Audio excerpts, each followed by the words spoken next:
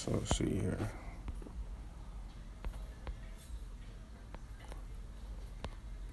So we look at Leo, all right? The zodiac symbol, the lion, all right? The constellation of Leo, fire, right? So when we look at these things, uh, in the mythology of the Leo, which is we look at Ariel, the Lion King, right? Lion's Gate, the Kingdom's Gate.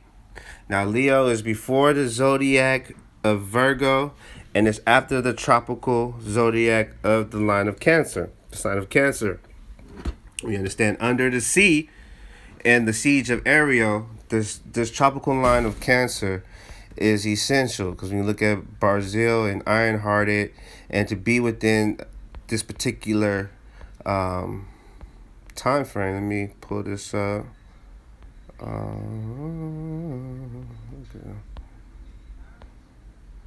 All right, we're talking about 30 degrees west to 150 degrees west. This is this kingdom of the Americas. So when you look at the fall and this Leo being midsummer, being placed right before this time of the fall.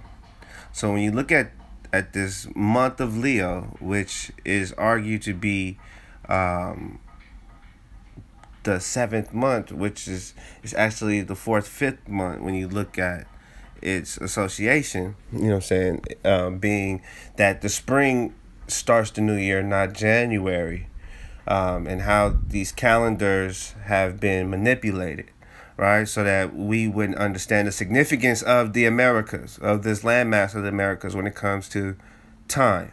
And we look at the fall and the birthplace of the gods, and Shu, the holder of the sky, Leo, and the significance of the Leo in the mythology, Samaria, Ariel to be lion-like in these particular times. Let's see here. They just deleted my other shit. But when we look at the Leo, Shu, who was the god of air, wind, atmosphere, he was related to the sun, possibly as an aspect of sunlight. He was the son of the creator God, father of the twin sky and the earth. So the twins are summer and winter. When you understand the connection of the solstice, the summer solstice and the winter solstice, and this particular time, which is the month of Tammuz, which is during the time of the summer solstice, these twins, when the sun comes into this northern hemisphere, this is the significance between Shu, the lion, Leo, in this region of the Americas being under the sea, or being under siege, the underworld, right, the new world, and what have you. The land of, this is why during the Dark Ages in particular times, you know what I'm saying, once people didn't have access to the Western Hemisphere, why that era was called the Dark Ages, yeah.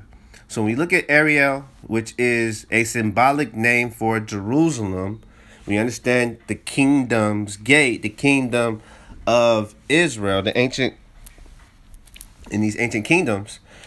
When you look at Ariel, Lionsgate, and media, Hollywood, and how they have used the mythology of the ancient shamans to affect our psyche and capitalize on us financially to have us buy into things in their time. So it's no coincidence that during this particular time of Leo, we have the Lion King and the movie Ariel being projected in the media. You have to understand the connections with the earth and how they play upon that energy and that truth, and how these Jews lie on the mythology but use it for profit. So when we look at this seventh month of July, which is connected with the Leo, the mythology, and Jews, Judah, and the lying Jews, the fake Jews of Hollywood, and how they have used magic of the Hollywood to keep us blind from the truth when we're lying on the truth. Literally, the lands that we live on and dwell on now are the lands that we seek refuge for. So, while creating this alternative sky paradise, right, they have taken the actual lands of paradise. While we wait for the celestial paradise, we have been given the signs to find the terrestrial paradises within the earth based upon the celestial. And so this is truly why mythology is dangerous, because it keeps you in a state of thinking of the afterlife while the now is being taken, right? So you look at Under the Sea, Under Siege, Ariel, and this land of the Americas and being under siege. In the scriptures, it talks about this, right? And what Ariel is and what Ariel means, right? So understand, Judah, right, is a lion's whelp. And from the prey, my son, thou art gone up. He stood up and couched as a lion, and as an old lion, who shall rouse him up? So this significance of the lion, when you look at what the mythology of the lion, the Nemean lion, Leo, and the calculation, the lair of the cave, the luring of warriors from nearby towns to save damsels in distress. We understand the Amazon and this particular region of Brazil and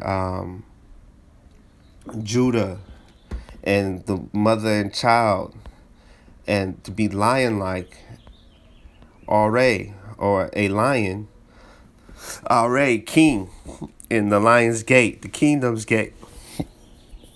They have invaded the kingdom's gate, as the scripture said that they would. You know what I'm saying? A multitude of nations.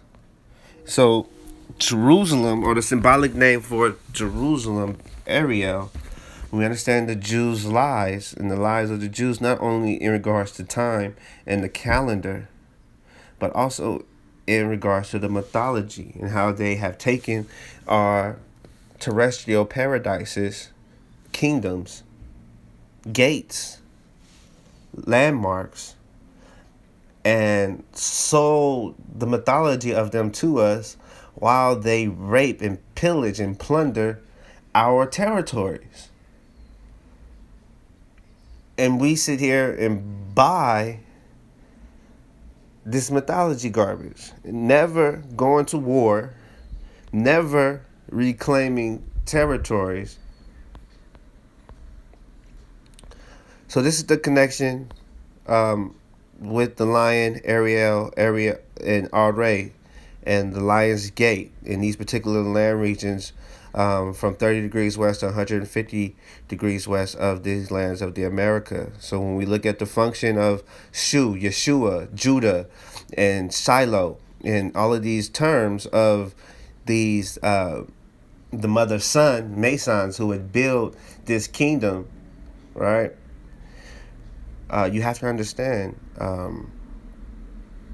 the mythology and get into the actually building, you know what I'm saying? So Shu, the holder of the sky, and these ancient temples gave information and data for these ancients to know how to move according to the heavens. You know what I'm saying? When you look at the Nomos, the Dogon, the Fish Kings, you know what I'm saying? And these measures, 30 degrees west, coming into these lands of the Americas.